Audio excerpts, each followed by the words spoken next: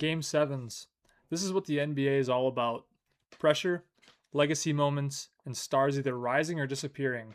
We had three massive Game 7s, and each one told a completely different story. From dominance, to missed opportunities, to statements for the future. Welcome back, everyone, to another episode of LMS Sports Network, and we are recapping the big Game 7 matchups that happened over the last couple days. Let's start in Boston, or honestly, what felt like a Philadelphia controlled game from the jump. The Sixers led for basically the entire game. We're talking all but 31 seconds. That's not just winning, that's control. Tyrese Maxey and Joel Embiid both dropped 30-point double doubles, and that's your headline right there. Maxey's pace completely changed the game. Boston never really got comfortable defensively. And for Embiid, this is what Sixers fans have been waiting for. Not just scoring, but defense. Late game stops, rim protection, altering shots. That's MVP level impact. He was making plays on defense and putting up big numbers on offense too. This is the version of Embiid that the Sixers fans have really been missing.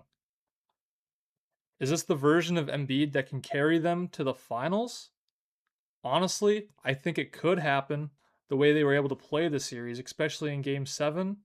And it looks like they are playing the Knicks. And I think that they could potentially even match up with the Knicks pretty well, especially with how good their defense have been. The defense has been with Embiid on the court, and they've been just so good offensively. Tyrese Maxey has been playing really, really good. So I think they could hold their own against the Knicks too. And if you listen to my last pod, like I said, he has been huge for the 76ers defense when he's on the floor, and it helps them from being a middle of the pack defense to all the way into the top 5 defenses in the league. And for Boston, even without having Tatum, where was the urgency? You're at home in Game 7. You still have stars like Jaylen Brown, or like you have Derek White who could score for you. Like you still have players that can still win you games. And then the next game I want to go over is the Pistons and Magic. This one, a tale of one superstar fighting and one team executing.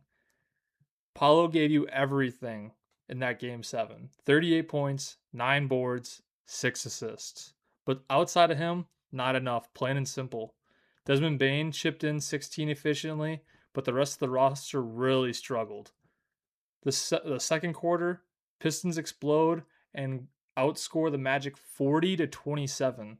That's where the game really flipped. Cade Cunningham had 32 points and 12 rebounds. He really controlled the tempo for the team. And this is the key. He had help. Tobias Harris drops 30 points. That's the difference in Game 7s. Stars are expected to show up. The question is, who's coming with you? Cade didn't have to do it alone. Paulo did. And one question I do have is Orlando one piece away? I truly think that they are. And even with Franz Wagner being out for majority of the season, and they were so injury prone, especially in the second half of the season, they are a below average offensive team. They are ranked 19th in offensive rating. They're in the bottom tier in half court offense. And this is the reason they weren't able to hold their own in the back end of the series and why they missed 23 shots in Game 6.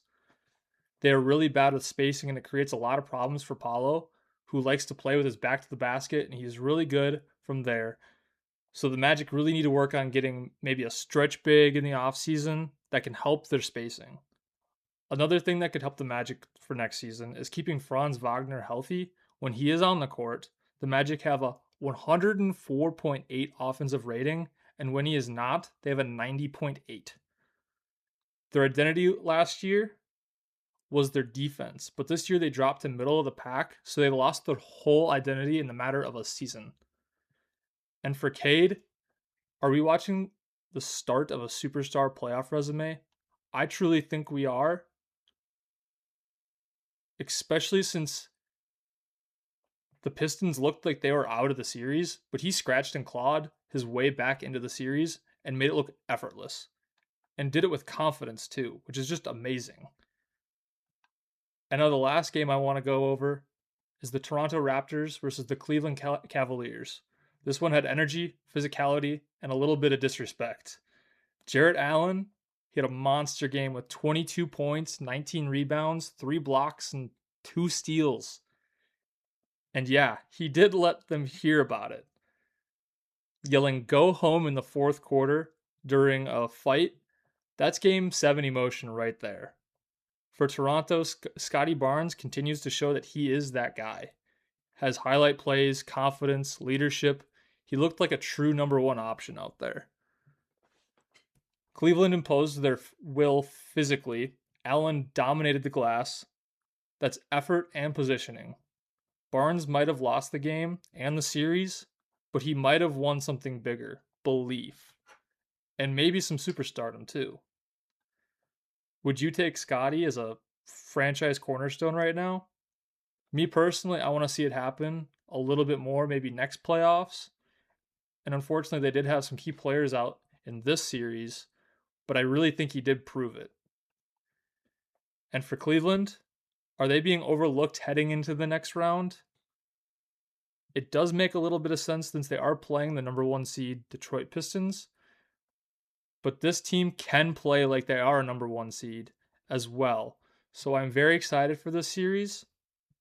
What are both teams going to look like since they both had to play a game 7? That is the one thing I really want to look at in this series.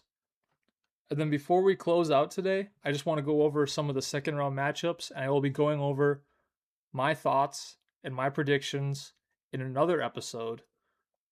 But some of those matchups are the Spurs and Wolves, the Thunder versus the Lakers, Pistons and Cavaliers, and then the Knicks and the 76ers.